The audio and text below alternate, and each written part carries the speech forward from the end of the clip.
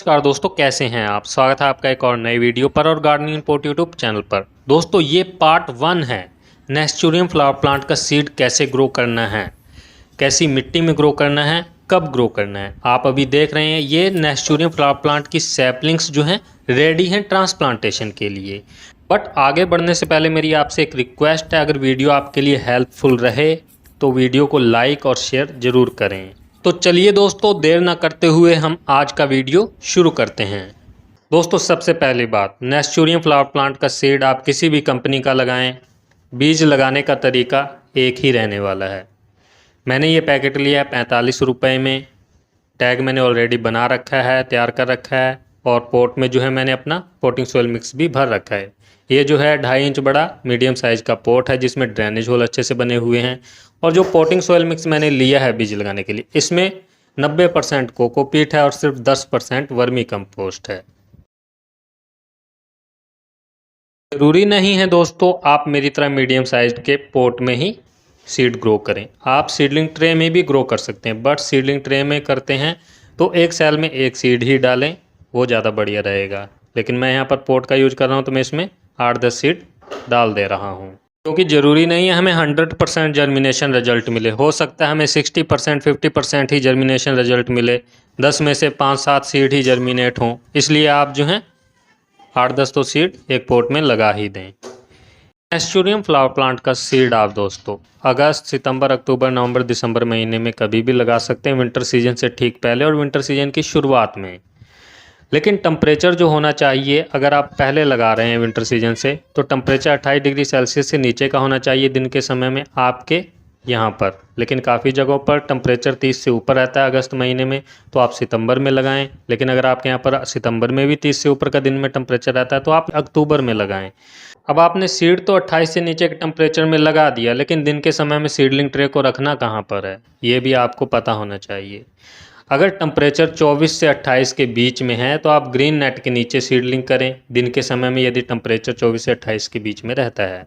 या फिर आप सुबह के 1-2 घंटे की धूप आती हो ऐसी जगह पर सीडलिंग करें। वहीं अगर टेम्परेचर 20 डिग्री सेल्सियस से नीचे का है अगस्त में, सितंबर में, अक्टूबर, नवंबर, दिसंबर में, तो आप फुल डे की सनलाइट वाली जगह पर ही सीडलिंग करें। इस तरह से सीड लगा देने के बाद आपको भरपूर मात्रा में पानी देना है, और नेक्स्ट टाइम पानी आपको तब देना है जब टॉप सॉइल हल्की ड्राई नजर आए, तो आपने हल्का पानी देना है, भर के पानी नहीं देना है। इस बात का ख्याल रखें, ज़्यादा पानी देंगे तो बीज अंदर मिट्टी में सड़ जाएगा।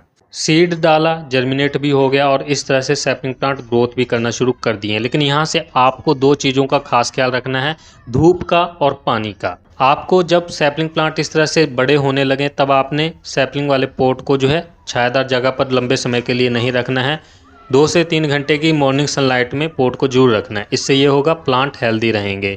अगर आप छायादार स्थान पर लगातार लंबे समय तक रखा रहने देंगे तो प्लांट जो है सैपलिंग प्लांट लंबाई पकड़ लेंगे, लेजी हो जाएंगे और उसके बाद गिर जाएंगे। सारी मेहनत और समय बर्बाद हो जाएगा और बीज खरीदने वाला पैसा भी बर्बाद हो जाएगा। इसके अलावा जब सैपलिंग प्लांट इस तरह से ग्रोथ शुरू कर दें, छोटी छोटी सैपलिंग प्लांट्स हों, तब आपने ओवर वाटरिंग बिल्कुल भी नहीं करनी। अगर आप ओवर वाटरिंग करेंगे, मिट्टी में अधिक गीलापन रखेंगे, तो इससे ये होगा सैपलिंग प्लांट की जो कोमल सॉफ्ट जड़ें हैं मिट्टी में वो सड़ जाएंगी अधिक गीलेपन की वजह से और प्लांट मर जाएंगे। तो आपको मिट्टी में हल्की नमी को बरकरार रखना है, ओवर वाटरिंग नहीं करनी है और कम वाटरिंग भी नहीं करनी है। अभी आप दोस्तों देख सकते हैं नेस्चुरियम की सैपलिंग्स काफ़ी बड़ी हो गई हैं और अब हम इनको ट्रांसप्लांट कर सकते हैं। लेकिन ट्रांसप्लांटेशन के आगे का जो वीडियो है वो मैं नेक्स्ट पार्ट में शेयर करूंगा आपके साथ। पार्ट 1 है ये। उसके लिए आपको जो है चैनल को सब्सक्राइब करके रखना है, घंटी को दबा कर रखना है, ताकि मेरा जब नेक्स्ट पार्ट आए इस टॉपिक पर तो आपको जो उसका नोटिफिकेशन मिल जाए और आप उस वीडियो को देख सकें। अब यहाँ पर मैं आपको एक चीज़ और बता दूं, काफ़ी व्यूअर्स का कमेंट होता है कि सीड कितनी दिन में जो है जर्मिनेट हो जाता है। तो मैं आपकी जानकारी के लिए बता दूं, अगर 24 से 28 के बीच में टेम्परेचर है तो सीड जो है 4 से 5 दिन में जर्मिनेट होकर बाहर आ जाएगा। अगर 20 डिग्री सेल्सियस से नीचे का टेम्परेचर है दिन के समय में तो सीड 7 से 10 दिन का भी समय ले लेगा जर्मिनेट होकर बाहर निकलने में। तो ये सब मौसम पर जो है काफ़ी ज़्यादा डिपेंड करता है और मिट्टी में मॉइस्चर पर कि सीड कितने दिन में जर्मिनेट होकर बाहर निकलेगा। आज की वीडियो बस इतना ही। मिलते हैं किसी और नए वीडियो किसी और नए टॉपिक के साथ। तब तक के लिए thanks for watching. Happy gardening.